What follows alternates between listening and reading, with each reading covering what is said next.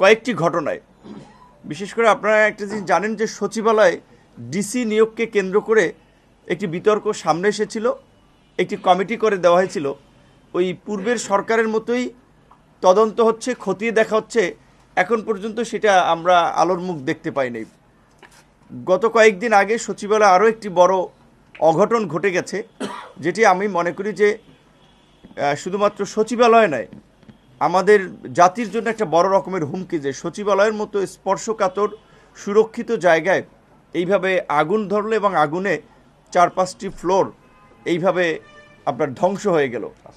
আগামীর বাংলাদেশের রূপরেখা তৈরিতে যেভাবে এক জায়গায় ছিলাম, এক মতে ছিলাম, আজকে কিন্তু সেই মত কিছুটা বিভক্তি লক্ষ্য করা যাচ্ছে। দ্রুত নির্বাচনের জন্য বিভিন্ন রাজনৈতিক দল থেকে তাগিদ আসছে।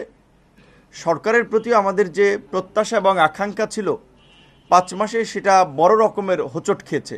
আমরা অন্যান্য রাজনৈতিক দলগুলোর প্রতি আমরা আহ্বান জানাই, গণহত্যার বিচার, শেখ হাসিনাকে দেশে ফিরিয়ে এনে ফাঁসির কাষ্ঠে ঝুলানো এবং শেখ হাসিনা সহ এই গণহত্যার যারা মাস্টারমাইন্ড ছিল তাদের প্রত্যেকের সর্বোচ্চ শাস্তি, মৃত্যুদণ্ড কার্যকর করতে হবে। ভারতে শেখ হাসিনা পালিয়ে গেছেন, ওবায়দুল কাদেররা পালিয়ে গেছেন, তাদেরকে ফিরিয়ে আনা দরকার। কারণ এই আওয়ামী লীগকে যদি আমরা এই গণহত্যার দায়ে যদি বিচারের মুখোমুখি করতে না পারি, শেখ হাসিনা ওবায়দুল কাদেরদের ফাঁসি নিশ্চিত করা না যায়, তাহলে আগামীতে এরকমের এই গণহত্যা আরও ঘটবে, এরকম ফ্যাসিস্ট আরও তৈরি হবে। তো এই বাস্তবতায় আমরা মনে করি যে আমাদের মধ্যে জাতীয় ঐক্য সংহতির বিকল্প নয়। আগামীর রাষ্ট্র পুনর্গঠনে এই গণ অভ্যুত্থানের একটা ঘোষণাপত্র থাকা দরকার ছিল, সেটি অনেক আগে থেকেই সকলের দ্বারা এটা উপলব্ধি হয়েছে, কিন্তু এখন পর্যন্ত হয়নি। ছাত্ররা একটি ঘোষণাপত্র দেওয়ার জন্য মনস্থির করেছিল, কিন্তু আমরা পরিষ্কারভাবেই সকলকে জানিয়ে দিয়েছিলাম যে এটি কোনো মাত্র ছাত্র সংগঠন, রাজনৈতিক সংগঠন, কোনো ব্যক্তি বা গোষ্ঠীর বিষয় না, এটি সমগ্র জাতির বিষয়। বিশেষ করে যেভাবে আমরা স্বতঃস্ফূর্তভাবে জাতীয় ঐক্যের মধ্য দিয়ে এরকম একটি আন্দোলন গড়ে তুলেছিলাম, সে একইভাবে জুলাই ঘোষণাপত্রটি হতে হবে এবং এখানে উদ্যোগ নিতে পারে সরকার।